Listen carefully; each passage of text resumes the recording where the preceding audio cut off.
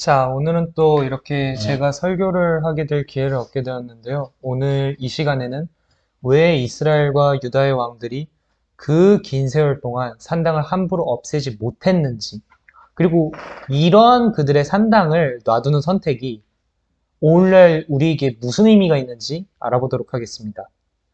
자, 성경에 이제 다윗과 솔로몬의 통일왕국 시대에 산당이 얼마나 나올까요? 그리고 그 이후를 넘어서 이제 분열왕국 시대까지 총 몇 번이 나올까요? 일단 이 이스라엘의 왕국의 시대로 접어들면서 성경에서는 열왕기상부터 열왕기 하에서만 총 산당이 31번이 등장합니다. 역대상하를 통틀어서는 무려 19번이나 등장하죠. 이 중 열왕기상하의 말씀들만이라도 이렇게 먼저 같이 읽는 시간을 가지도록 하겠습니다. 여기 슬라이드에 나온 말씀을 같이 따라 읽도록 하겠습니다.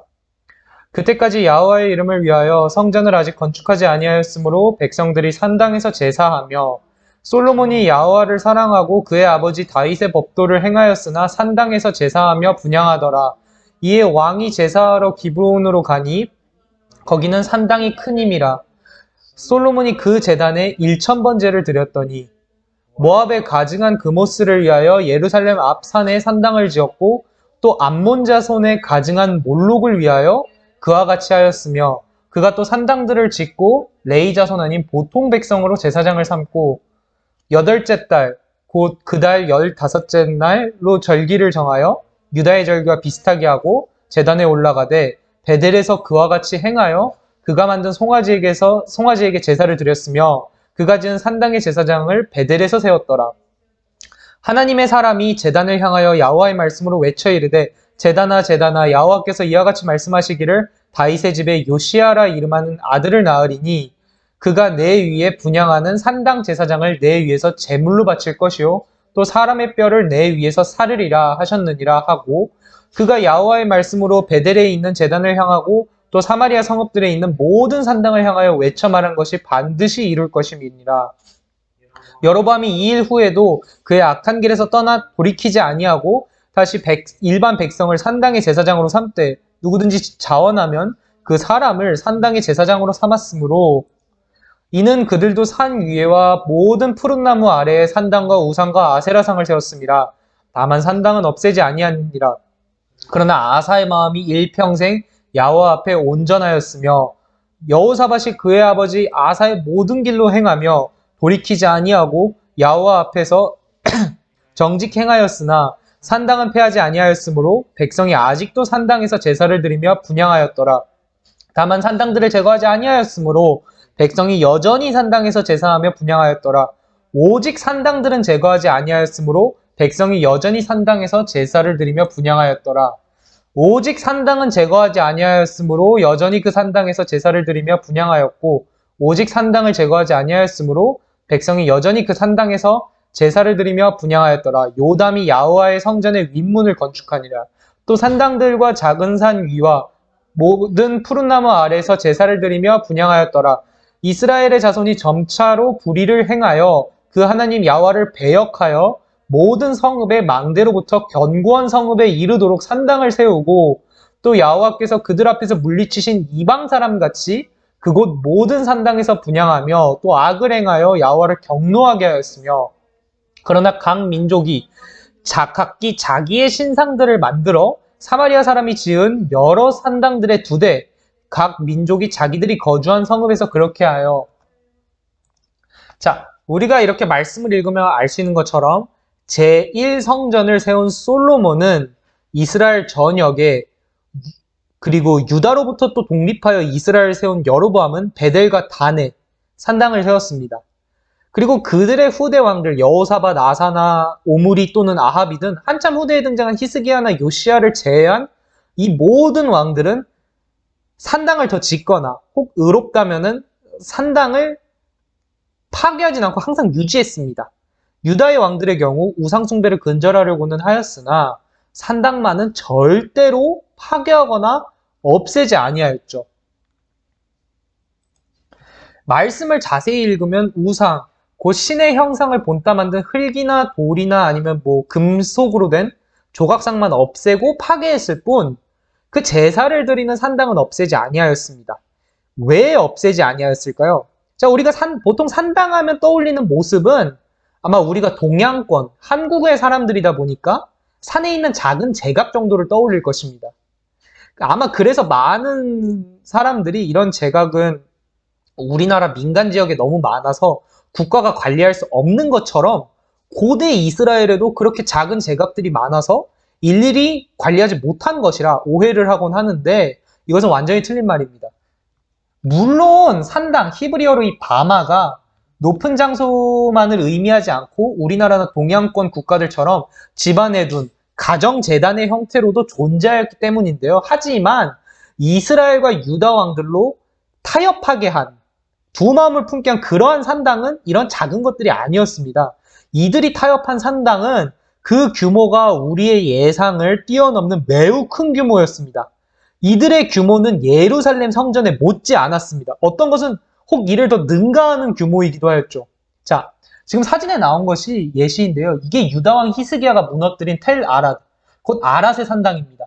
규모가 어떤 거예요? 이게 사람이고요.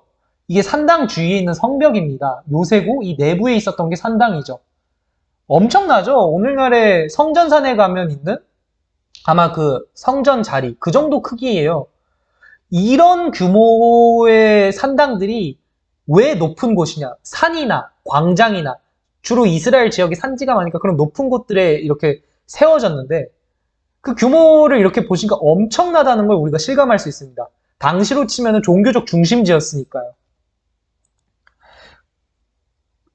그리고 이런 높은 곳이나 광장에 존재했던 산당들은 그냥 무당이나 이런 굉장히 단순한 그런 운영체계가 있었던 것이 아닙니다. 예루살렘의 성전과 동일하게 제사장, 대제사장 제도도 가지고 있었으며 이건 성경에도 나오죠. 그리고 신전 운영 역시 동일하게 정교하고 세밀하였습니다. 이러한 산당들은 게다가 강력한 후원 세력들과도 결탁되었는데요. 근데 만약에 이스라엘이나 유다의 왕들이 이를 건드린다면 어떻게 될까요? 지금 이 후원 세력들, 지방 귀족이나 왕족들을 포함한 그 지방 자체에 굉장히 강력한 세력들이 이런 산당들을 후원하고 이득을 보고 있는데 이걸 왕이 건드린다면 이거 어떻게 될까요? 바로 추방당하거나 쫓겨납니다, 왕은. 자, 우리가 열왕기하 11장 11에서 16절 말씀을 같이 읽어보도록 하겠습니다. 호위병이 각각 손에 병기를 잡고 왕을 호위하되 전 우편에서부터 전 좌편까지 단과 전 곁에 서고 여호야다가 왕자를 인도하여 내어 면류관을 씌우며 율법책을 주고 기름을 부어 왕을 삼음에 무리가 박수하며 왕의 만세를 부르니라. 아달랴가 호위병과 백성의 소리를 듣고 야호와의 전에 들어가서 백성이 이르러 보매 왕이 규례대로 대위에 섰고 장관들과 나팔수가 왕의 곁에 모셨으며 온 국민이 즐거워하여 나팔을 부는지라. 아달랴가 옷을 찢으며 외치되 반역이로다 반역이로다 하매 제사장 여호야다가 군대를 거느린 백부장들에게 명하여 가로되 반열 밖으로 몰아내라. 무릇 저를 따르는 자는 칼로 죽이라 하니 제사장의 이 말은 야호와의 전에서 저를 죽이지 말라 함이라. 이에 저의 길을 열어주매 저가 왕궁 말 다니는 길로 통과하다가 거기서 죽임을 당하였더라. 자, 성경의 요아스가 유다왕이 될 수 있었던 것은 대제사장 여호야다가 그러니까 여호와 신앙을 탄압한 아달랴를 몰아낸, 정확히는 이 왕권을 교체했기 때문에 요아스가 왕위에 올라갈 수 있었던 것입니다. 고대 유다와 이스라엘 사회에서는 종교의 권력이 굉장히 막강했습니다. 왕권이 완전히 확립된 것이 아닙니다. 우리가 일반적으로 이스라엘의 경우 아합이나 오므리는 왕권이 굉장히 강력했고 그래서 반란을 일으킨 예후 역시도 그 바알을 중심적으로 믿던 종교 세력보다 더 힘이 강했으니까 오므리나 그렇게 바알의 세력을 완전히 몰아낼 수 있었는데 아직 유다의 경우는 아직까지는 그 제사장들의 권력이 훨씬 강했다 보니까 아달랴를 몰아낼 수 있었던 것이었습니다. 근데 이게 유다나 이스라엘의 경우 제가 아합, 오므리를 예를 들었지만 전반적으로 이스라엘이나 유다나 이러한 그 종교의 힘이 여호와를 믿는 이 레위 지파의 정통 제사장들한테만 국한되지 않았습니다. 왜냐하면은 레위 지파가 아닌 다른 이스라엘 사람들과 그 사이 거주했던 가나안 원주민들을 중심으로 한 다른 종교 세력 역시 그 힘이 막강해 왕을 바꾸고도 남을 정도의 영향력을 행사했었습니다. 왜 그들이 힘을 가지고 있었느냐? 우리가 오늘 열왕기상에서 읽었던 것처럼 일반 백성도 자원하면 산당의 제사장이 됐었습니다. 그러니까 하나님이 세운 정통성이 있는, 그러니까 그런 레이지파가 아닌 다른 이스라엘의 사람들이나 가나안 토착인들도 자신들만의 종교 세력이 있었고, 이들 역시 지방이나 귀족들의 후원을 받아서 왕을 갈아치우고도 남을 영향력을 행사했었습니다. 그렇게 산당의 종교를 부정하고 산당을 파괴하는 것은 그 산당의 종교 세력과 그들을 후원하는 이스라엘과 유다의 귀족이나 왕족 세력들에게 직접적으로 도전하는 행위였습니다. 엄청난 정치적 부담을 끌어안는 행위이자 자기 주변에 있던 모든 그 당대의 유다나 이스라엘의 정치인들을 정적으로 바꾸고 자기는 이제 왕권에서도 쫓겨나고도 남을 그런 행위였죠. 그러니까 이거를 없앤다는 거는 일단 목숨을 걸고, 암살의 위협도 있으니까 목숨을 걸고 자기 왕권까지 다 걸고 가지고 있는 모든 거를 걸어야 해서 강행할 수 있는 굉장히 도전적인 그러한 개혁이라고도 할 수 있죠. 산당을 없애고 철폐한다는 것 자체는 어떻게 보면은 정권을 교체한다는 것도, 그리고 당시 이스라엘과 유다에서 예루살렘이 아니라 산당 세력들로 이득을 보던 그런 다른 귀족이나 왕족 세력들을 완전히 교체해버리는 그런 행위이다 보니까 굉장히 위험한 행위였죠. 자, 그런데 우리가 성경을 읽다 보면 이해가 안 가는 것이 있습니다. 왜 출애굽을 하고 하나님의 기적을 모두 본 유다와 이스라엘은 이런 산당들을 지속적으로 후원하고 그곳에서 예배를 드렸을까요? 답은 간단합니다. 지리적인 이유와 종교적인 이유 때문이었습니다. 먼저 지리적인 이유인데요. 많은 사람들이 여로보암 때문에 산당 숭배가 이어졌다고 생각하지만 이건 절대로 아닙니다. 우리가 이미 알아보았듯이 솔로몬부터가 산당들을 지었으니 말이죠. 하지만 말씀드렸다시피 산당 숭배는 솔로몬 이전부터 있었고, 솔로몬 이전에는 성막과 제단이 실로에 있었음에도 불구하고 다른 지역에, 실로가 아닌 다른 지역들에서도 제2 활동이 이루어졌었습니다. 그리고 저는 이에 대해서 이유를 이미 말씀드렸죠. 바로 실로에 성막이 있었기 때문에 산당 숭배가 있었다는 것이죠. 우리가 지도를 보면 이스라엘의 영토는 굉장히 광활한 편이었습니다. 오늘날에는 교회가 여러 군데 있으니, 유대교의 경우는 회당이 여러 군데 있으니 가까운 곳으로 가서 예배를 드립니다만, 이스라엘에는 그런 것이 없었습니다. 다만 실로에, 여호수아서 18장 1절이죠. 거기 나오는 것처럼 실로에만 성막이 있었죠. 그러니 당시 이스라엘 사람들은 실로까지는 못 가니 가까운 지역 산당에서 제사 활동을, 그러니까 제2 활동을 하기 시작했던 것이었습니다. 그들의 편의를 위해서 말입니다. 물론 솔로몬의 경우 기브온 산당에서 1000번제를 드렸는데 이는 주의 명령이었고 당시 성막이 기드온 산당에 있었기 때문이었습니다. 다 같이 성경책을 피시고 역대하 1장 3절 말씀을 같이 읽도록 하겠습니다. 역대하 1장 3절 말씀입니다.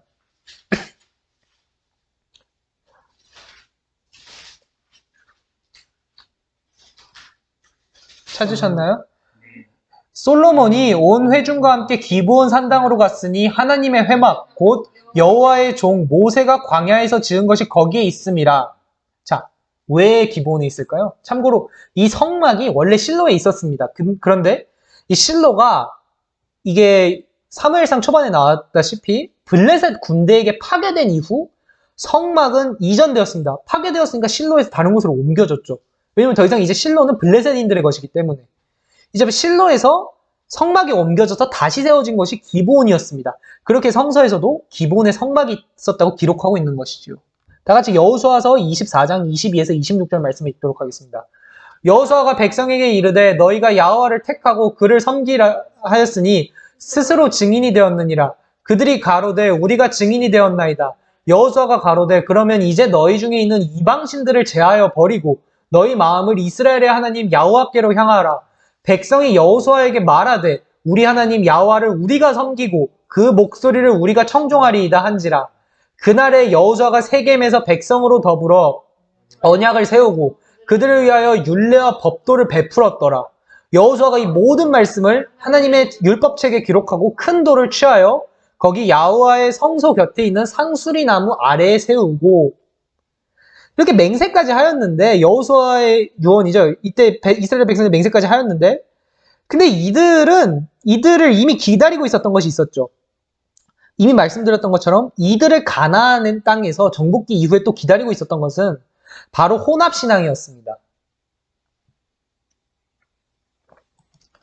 우리가 성경을 보면 모세의 장인 미디안 족속의 이드로가 제사장으로 등장하고 그리고 이스라엘 사람이 아니라 모세랑 일면식도 없던 발람이 야호와를 알고 있었습니다. 이스라엘이 아니라 다른 민족들, 이스라엘과 만난 적도 없던 이들이 야호와를 알고 있었는데요. 실제로 기원전 14세기 아멘호텝 3세 기록과 람세스 2세 기원전 13세기 기록에는 이스라엘이 아니라 샷수라는 족속이 그러니까 이 샷수족은 이 성경 속 미디안족과 에돔족을 묶어서 부르는 통합적인 이집트의 명칭이었습니다. 아무튼 이 샷수족이 야후와라는 신을 섬긴다고 기록되어 있습니다. 자, 그런데 어떻게 된 일일까요, 이게?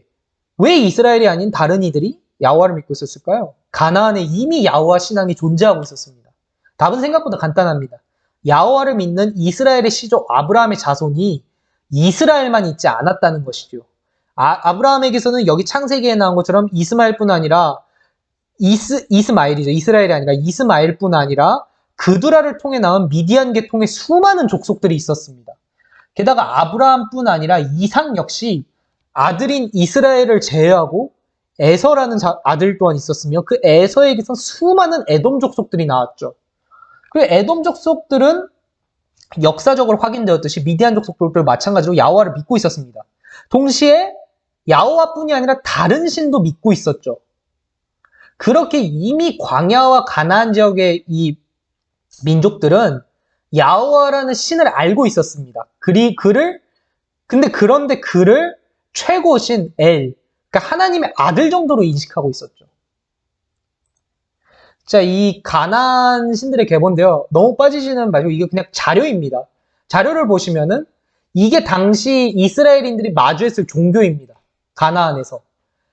이 가나안 사람들은 엘을 최고신 하나님으로 믿죠. 엘리온, 이건 그냥 지극히 높으신 하나님. 엘 샤다이. 이렇게 이 엘이 성경에도 자주 나오는 아세라랑 부부관계이고 그들의 자손들은 엘로힘들, 그냥 영들 아니면 신들로 불렀는데 이 중에서는 그모스, 몰렉, 바알같이 우리가 아는 것들도 있죠.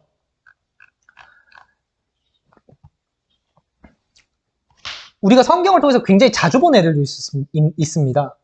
우리가 이미 알고 있는 이들이죠.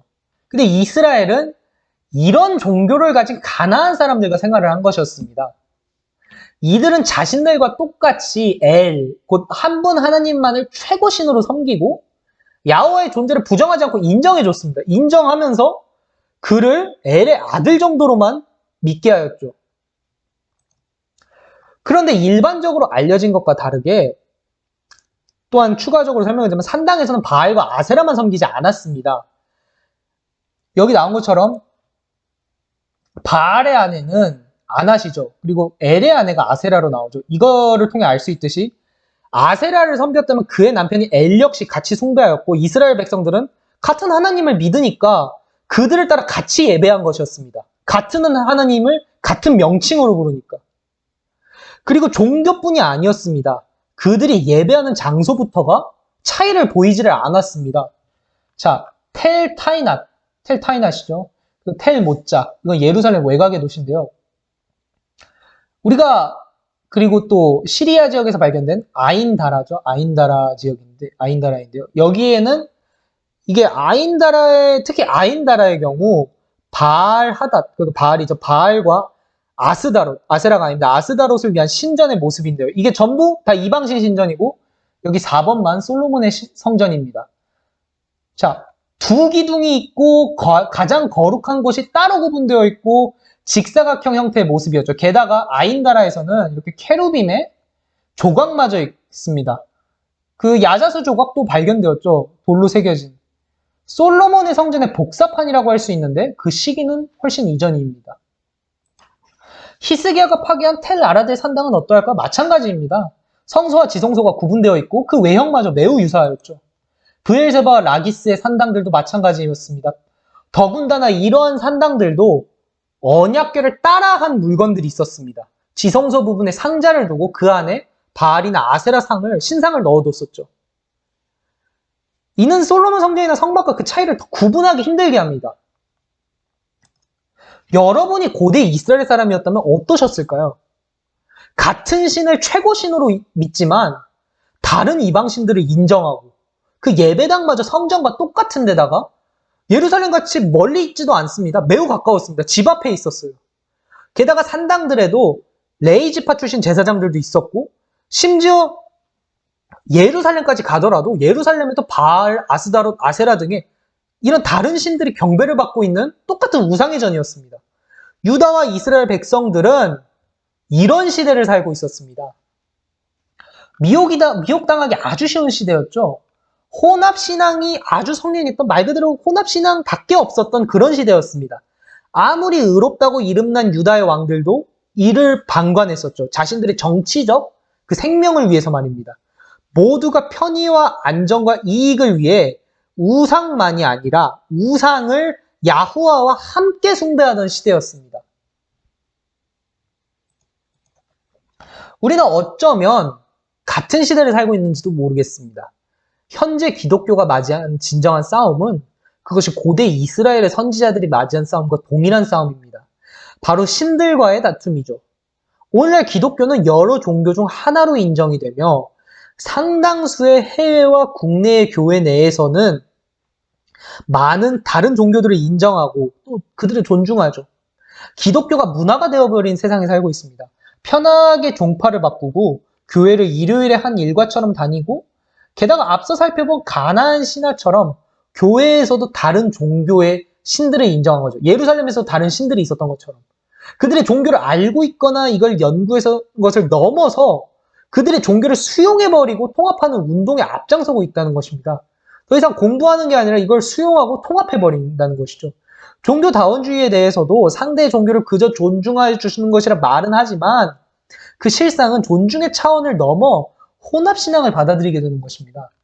야호와 하나님, 즉 야호와를 유일하신 하나님으로 믿는 것이 아니라 세상에 수많은 다른 신들이 있다는 것을 인정하라는 그런 시대에 살고 있다는 것이죠.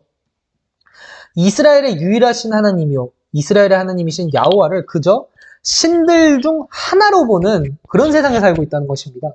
현대판 산당신앙이라는 것입니다. 요시야와 히스기야 이전의 왕들은 자신의 왕위를 잃을 것을 두려워해 종교들을 인정해주고 심지어 성전 안에 우상의 전과 남창의 집까지 세웠습니다.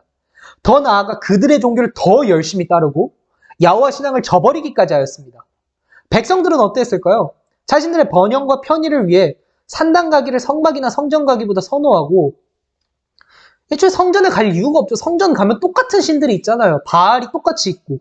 근데 또 그러다가 산당에서 그들의 종교에 더 물들어 누구보다 열심히 우상 숭배하며 자신들에게 가나안 땅을 허락한 그분, 곧 야호와를 완전히 잊었습니다. 하지만 히스기야와 요시야는 어땠을까요? 히스기야는 산당들을 모조리 헐어버리고 오로지 예루살렘에서만 제사를 드리게 하였습니다. 물론 그가 유다 역사상 가장 강력한 왕이었고 전성기를 열었던 왕이자 이스라엘이 아시리아에 의해 멸망한 후라 외교적으로도 어느 정도 안정된 때 활동했었기 때문에 이러한 종교개혁이 가능한 것이기는 하지만 그는 그의 왕권, 곧 정치적 생명을 걸고 이러한 일을 강행했던 것이었습니다. 자신 역시 유다의 산당 세력에 의해 대체될 수 있었습니다. 아무리 왕이 강력하더라도 당시 대체되고도 남았거든요. 암살당할 수도 있었지만 이를 무릅쓰고 강행한 것이었습니다. 요시야는 어떠한가요? 가장 급진적인 개혁을 해 이스라엘에서 우상숭배를 완전히 근절시키고 말씀과 성전을 회복하고 율법을 다시 지키게 하였습니다. 물론 그는 무기토 전투에서 파라오 느고에게 죽임을 당하였지만 비참한 최후를 맞이하였죠. 그의 이름과 그가 성전과 말씀과 율법을 회복하였음은 세세토록 기억되고 이방 땅의 사람들은 지금 교회의 우리의 입에서도 나오고 있습니다. 유다 왕중 다윗 이후로 가장 의로운 왕이라 인류의 역사에 그 이름을 남겼죠. 교회가 종교통합 운동을 벌이고 있다면, 교회가 앞장서서 예수 그리스도 외에 구원의 길이 있음을 주장한다면 그것은 당연히 절대로 받아들여서는 안 되는 것입니다. 저와 여러분의 삶 가운데 이러한 산당신앙, 혼합신앙의 유혹은 없을까요? 편의와 안정과 주변인들이나 교인들의 시선을 인식해 우상을, 다른 신들을 하나님과 함께 섬겨서는 안 됩니다. 그들의 존재에 대해서 혹시 있을까 하는 그런 불가지적 입장을 취하는 것부터가 두 주인을 섬기며 그들을 섬기는 것 그 자체의 행위라는 것이죠. 오늘 말씀을 들으시는 성도님들 모두 이렇게 진리와 정의에 대해 침묵을 강요하는 이 사회 속에서 신앙을 지키고 풍요와 안정과 편의와 인간관계를 위해서 다른 신들을 주와 겸하여 섬기지 않고 오직 예수 그리스도만이 참 구주시오, 오실 우리의 구원자임을 믿고 이를 지키게 되시길, 그리고 요시야와 히스기야처럼 주를 위해서는 어떠한 환난과 핍박이 올지라도 모든 우상들을 생명을 걸고 거부할 수 있는 마지막 때 성도님들 되시길 야슈아 마시아님의 이름으로 축복합니다.